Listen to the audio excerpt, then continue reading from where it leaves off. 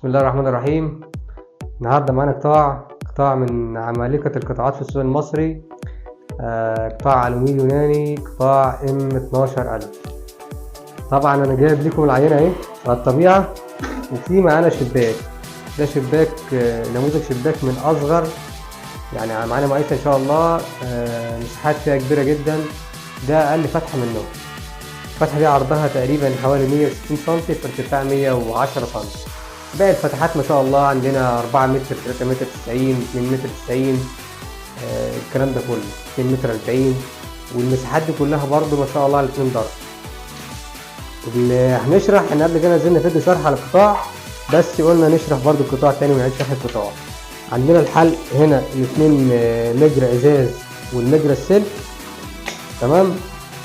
عرض القطاع 14 سم ونص، 14 سم ونص، تمام. قرب كده على المتر، 14 سم ونص.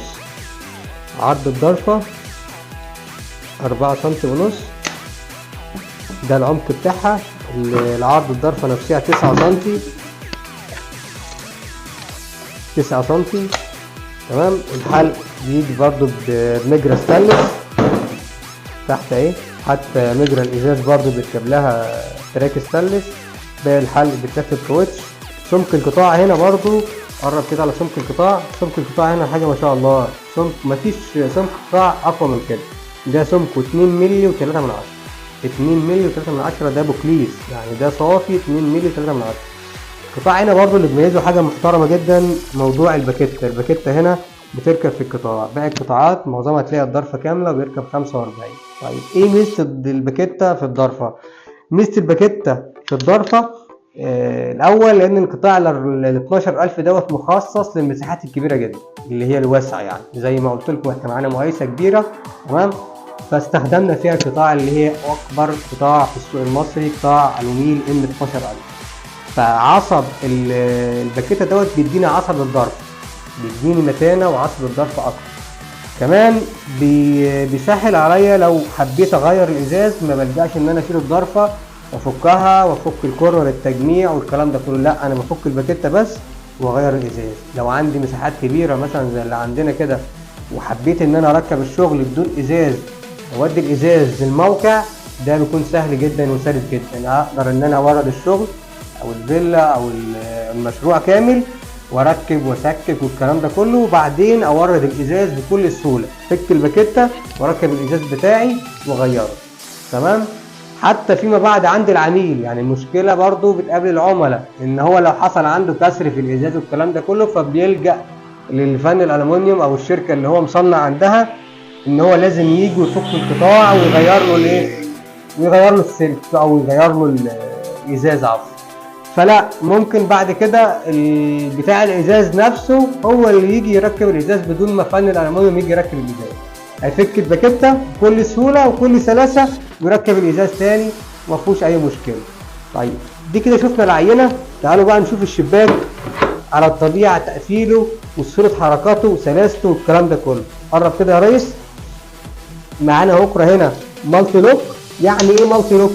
يعني عندي المالتي لوك بيكون عندي 2 نقط اغلاق، بدل اغلاق واحده في النص، لا بيكون عندي 2 نقط اغلاق. ده في حاله الارتفاع العادي اللي هو مثلا متر، متر 20، متر 50. كل ما زاد الارتفاع ممكن اكبر او ازود نقط الاغلاق. عندي ممكن اخليها 3 نقط اغلاق، ممكن اخليها 4 والكلام ده كله. عندي الحلق زي ما قلنا اهو، ده كله كاوتش في الجناب والسقفيه. عندي برضو التراك من تحت اهو، تراك. عندي الفرش، تعالى كده قرب.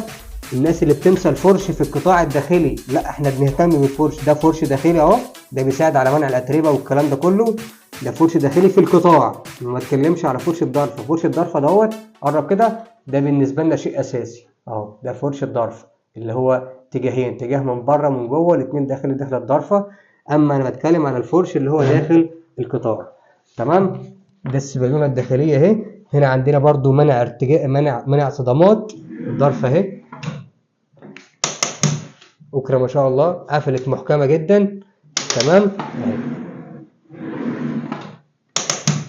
تعالى هنا على الضرفه الثانيه. السكينه هنا برضو سكينه عدله، مش دوران، لان القطاع معظمه كله دوران، ما فيهوش نسب دورانات والكلام ده كله. فعشان كده السكينة برضو ما شاء الله يعني عدلة، بتديني شكل جمالي كويس. عندي هنا برضو السكاك اهو، السكاك اهو بيقفل لوحده اهو، ده كده قفل اهو.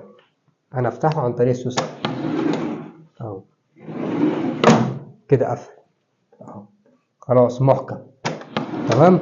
ظرف السلك، ظرف السلك اهي، كل سلاسه وكل اريحيه اهو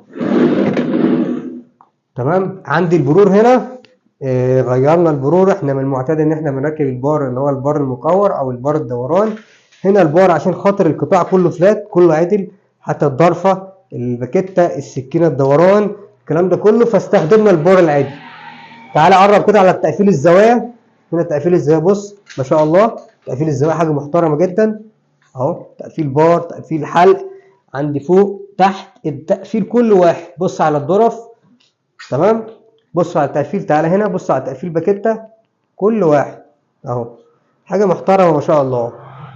طبعا القطاع زي ما قلنا ده مخصص للمساحات الكبيره جدا، وده ما يمنعش برضه ان هو يشتغل في المساحات المتوسطه، يعني فتحه مثلا تربيعها 2 متر، فتحه فيما فوق 3 متر، 4 متر، 8 متر، 10 متر، ايا كانت، ده مخصص للمساحات الكبيره. شكرا.